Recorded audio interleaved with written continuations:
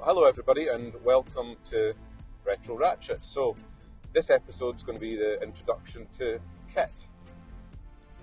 So I'm sure Kitt doesn't need too much of an introduction. I think anybody that was born in the 80s or 90s will certainly have watched the Knight Rider series on TV when they were a kid.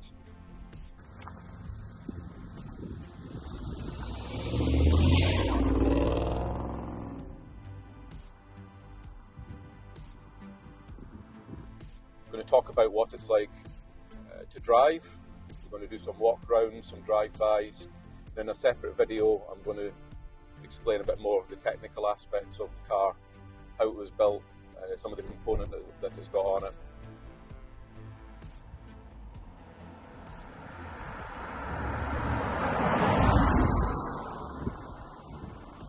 So here we have it, everybody's childhood dream car in the flesh. I think it's worth pointing out this isn't an actual show car. This is just a replica that was built up to a really, really high standard. So let's turn on the dash. This is really cool.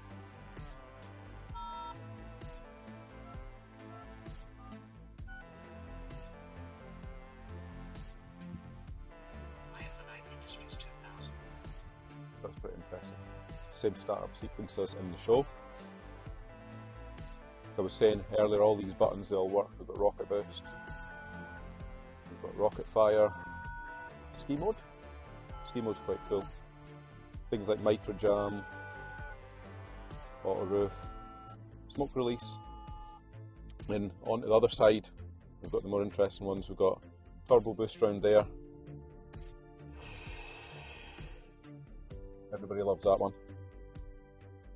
Laser. Jensen likes pressing that one all the time, thinks it's going to blow things up.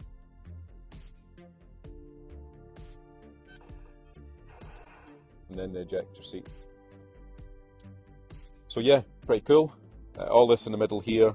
These again, just for show, these buttons. These turn on the TVs. That one's actually got a fault on it at the moment, so that one doesn't turn on, and that one will just cycle through some of the images from the movie. And up in the console on the roof, these make similar noises to the ones in the movie. So turn the TV on. It's just got a little remote here. It should boot up. There we go. Better late than never. That'll just boot up now, and it'll go just through a pre-recorded movie as such. So yeah, that V8 sounds absolutely lovely when you put your foot down. But to be honest, the car is more of a plodder than a racer. It's happy just cruising along, 1500 RPM, 2000 revs, just letting the torque move it along. But when you put your foot down, it does go alright.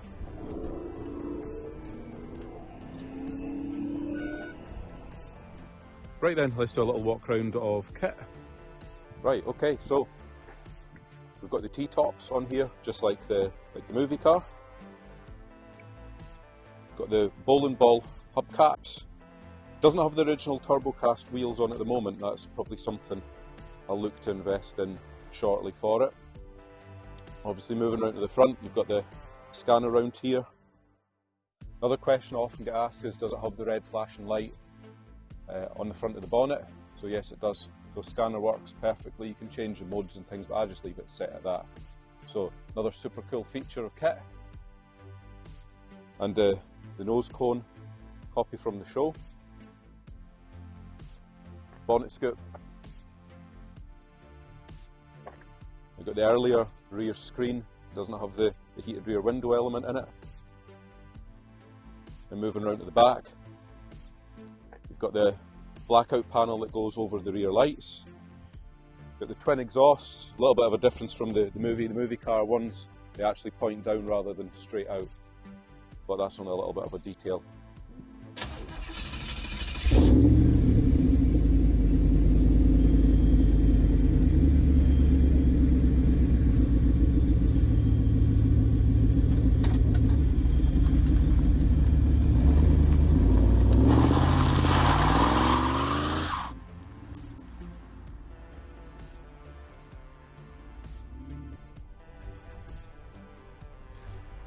one of the most frequent questions I get asked whenever I take Kitt out, take them to shows, to the petrol station, is what's it like to drive?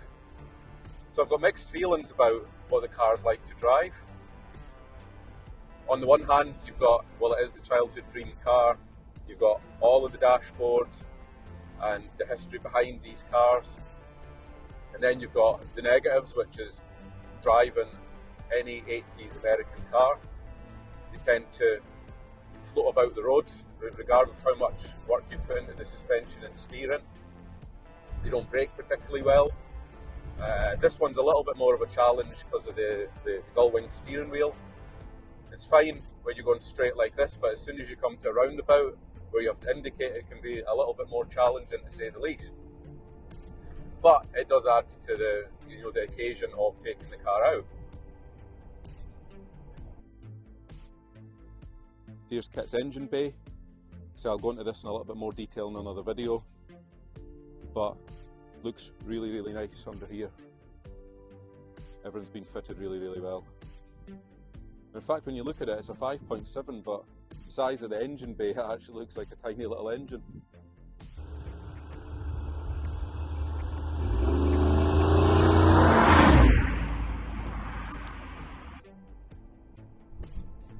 So let's talk a little bit about the dashboard, everything you can see in front of you from the inside. Quite a lot of it is actually functional and linked up to the car's management system. So the speedometer, for example, the rev counter, the fuel level, that's shown through the LCD display that you can see cycling through in the bottom left there in blue. We've got the engine temperature, that's actually just sitting down there. That was an aftermarket one that was fitted. We've also got things like engine oil pressure and battery voltage, and then the typical things like mileage, date, and all other things that normally show on cars. But all other stuff is just pulled straight out of the movie and of no use day to day. You know, we have things like compressor temperature, we have capacity status, we have access, we have free turbine, we have inlet temperature. So yeah, they're all just fake. But they do look nice. See, if you take the car out at night and this is all lit up, it looks really, really cool.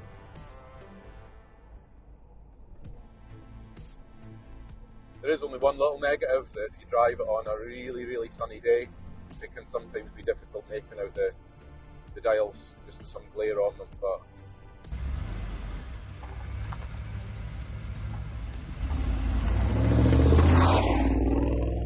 okay, so let's talk a little bit about the engine and running gear that's in Kitt. It's got a 5.7 V8, it's a TPI.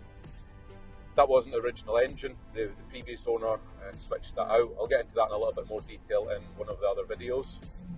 Sounds really, really nice, the engine. It has got a hand-made stainless steel exhaust on it, but I think it's set up really, really nice. It's not too loud, it's not too quiet.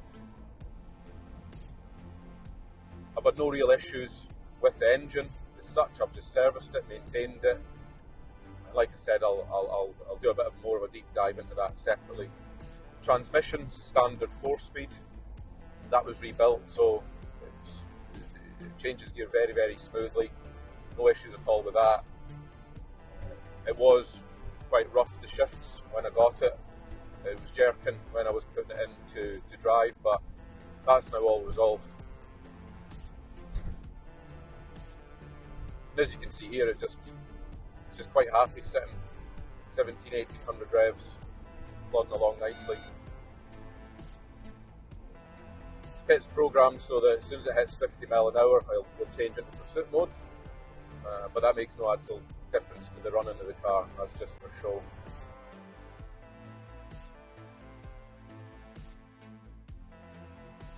Right, another cool feature of Kitt is the actual scanner noise. So there's a couple of speakers hidden behind the bumper, a little amp in the car linked up to an MP3 player. So there's a few different things recorded on that, but I tend to just keep it on the scanner noise, just to kind of add to the whole character of the car. Another question I'm often asked at shows is, does turbo boost work? Well, that's the button there. You might not be able to have made that out on the audio, but it makes the exact same noise as the movie car did. Unfortunately, he doesn't take off or fly through the air. When my son asks why that is, I explain it's just because he's very old now and he's just not able to do it anymore. So that seems to work, that explanation. All the other buttons make the exact same noise as the movie car. We've got the ejector seat. We've got the laser. There's all the fun things, fun features that Kitt actually had in the movie.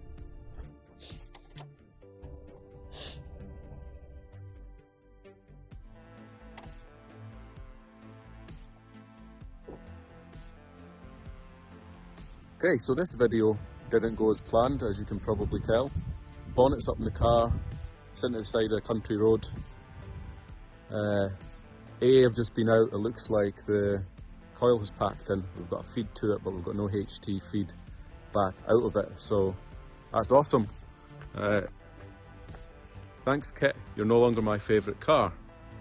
Looks like it's doing turbo boost now.